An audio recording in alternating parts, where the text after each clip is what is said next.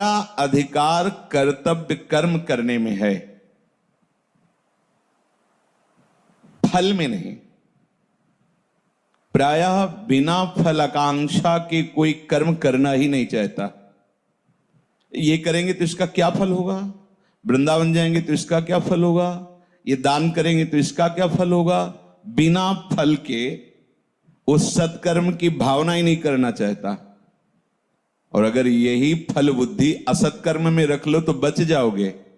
लेकिन कैसी चतुराई माया की है, अगर भागवतिक कर्मों की बात आई तो प्रश्न उठता है इसका क्या फल है, इसका क्या लाभ है।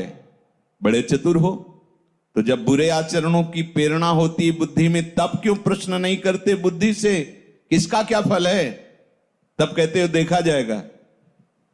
तब तुम्हारे अंदर निश्चिंतता होती है कि नहीं नहीं अभी तो मैं इस भोग को भोगता हूं, परिणाम फिर क्यों नहीं तुम्हारे हृदय में स्फुरित होता कि ये जो हम बर्ताव कर रहे हैं शास्त्र विरुद्ध, इसका क्या फल होगा।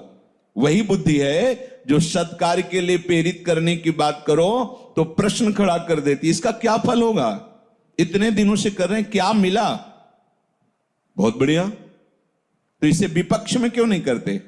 जो शास्त्र विरुद्ध आचरणों में लगाती है तो उस समय तुम एकाग्र होकर इससे प्रश्न क्यों नहीं करते बुद्धि से, इसका क्या फल होगा, क्या हुआ, इतने दिन तक करते रहे क्या मिला, करो ना प्रश्न। तो हमारी उल्टी बुद्धि है।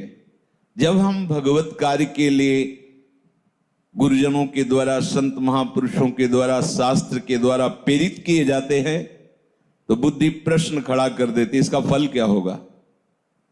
और जब यही बुद्धि असत कार्य के लिए प्रेरित करती है तो आप बेपरवाह रहते हैं। उल्टा हो जाए तो परमार्थ के पथिक बन जाओगे। संत सदगुरुदेव और शास्त्र के द्वारा जो प्राप्त प्रेरित कर्तव्य है उसमें ये मत सोचो कि इसका फल क्या होगा।